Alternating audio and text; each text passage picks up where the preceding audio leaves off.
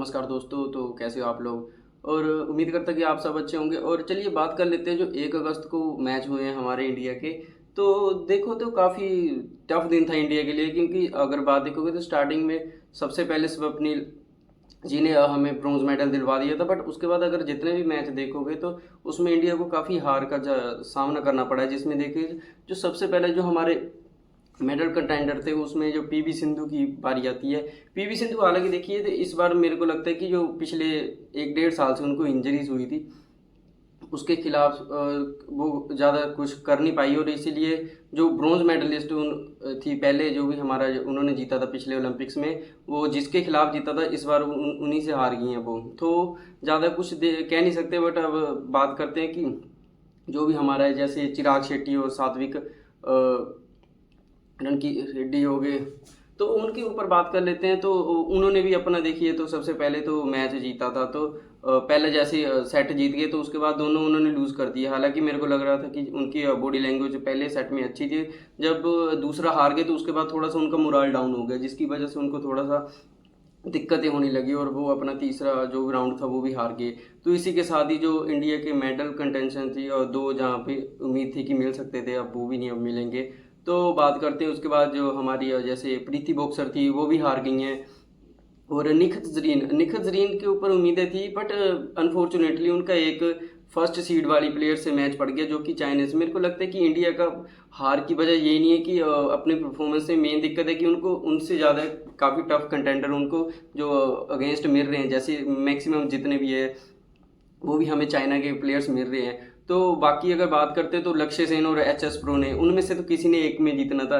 हालांकि body language के हिसाब से देखें तो लक्ष्य सेन की ज़्यादा एग्रेसिव बॉडी लैंग्वेज और थोड़े जैसे जंग टैलेंट होने के कारण उनको थोड़ा सा बेनिफिट मिल जाता है। हालांकि एच एस प्रो ने में काफ़ी ज़्यादा टैलेंट है, बट एक बात होती है कि अगर आप कंसिस्टेंसी नहीं हो तो आपको फिर उस पार से गुजरना पड़ता है। तो उसी हिसाब से मेरे को लगता है कि एक तरह से तो अच्छा ही हुआ कि जो हमारे लक्ष्य सेन है वो आगे पहुंच गए। तो बाकी अगर देखें तो उनके मेहनत पे डिपेंड करता है कि आगे कैसे जाएंगे। होप करता हूँ कि वो इस बार जो भी बैडमिंटन से एक जो भी आएगा हमें मेडल वो दिलवाएंगे, चाहे वो गोल्ड हो, चाहे सिल्वर हो, चाहे ब्रॉन्ज हो।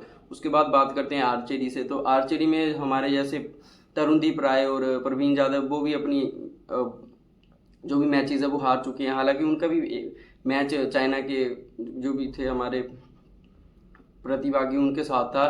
तो बात देखते हैं कि अगर देखो हमारे प्लेयरों ने तो काफ़ी अच्छा किया, बट अगर देखोगे तो जैसे जैसे आप आगे जाते रहेंगे तो आपको जितने भी कंटेंडर है वो टफ मिलते रहेंगे, जिसके कारण कंपटीशन और भी ज़्यादा देखिए हाई और इंटेंस हो जाता है।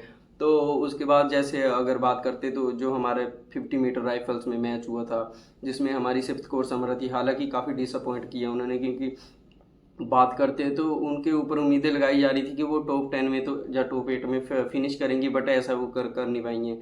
तो उसी हिसाब से अब देखिए तो हमारे ओर से अब यही है कि हमारे जो निशांत देव है जो बॉक्सर हैं उनके ऊपर उम्मीद है कि वो इंडिया के लिए एक मेडल लेके आएंगे।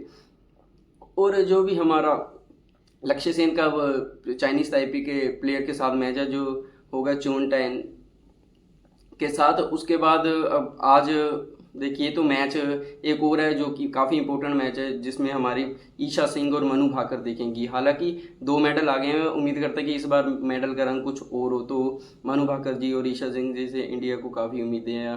होप करता हूँ कि अगले जितने भी आने वाले जैसे हमारे फील्ड इवेंट होंगे या कोई और ट्रैक इवेंट होंगे उसमें इंडिया काफ़ी अच्छा करेगी। हालांकि ऐसी बात नहीं है, हिम्मत नहीं छोड़नी चाहिए। काफ़ी अभी इवेंट्स हमारे बचे हुए हैं जिसके कारण हमें काफ़ी और मेडल्स मिल सकते हैं। इस बार एथलेटिक्स में भी देखना पड़ेगा कि इंडिया के जितने भी हमारे प्लेयर्स हैं वो कैसा परफॉर्म करते हैं। हालांकि सबको उम्मीदें होंगी कि नीरज चोपड़ा जी कैसे है, बट अगर बात करते हैं तो हमारी जैसे पारू चौधरी है और भी काफ़ी जो भी हमारे ट्रैक इवेंट के हमारे प्लेयर्स हैं वो कैसा कर पाएंगे, तो उनके ऊपर उम्मीदें हमारी बनी रहेंगी। और मेरे साथ बनी रहिए और मेरे चैनल को सब्सक्राइब कर लीजिए।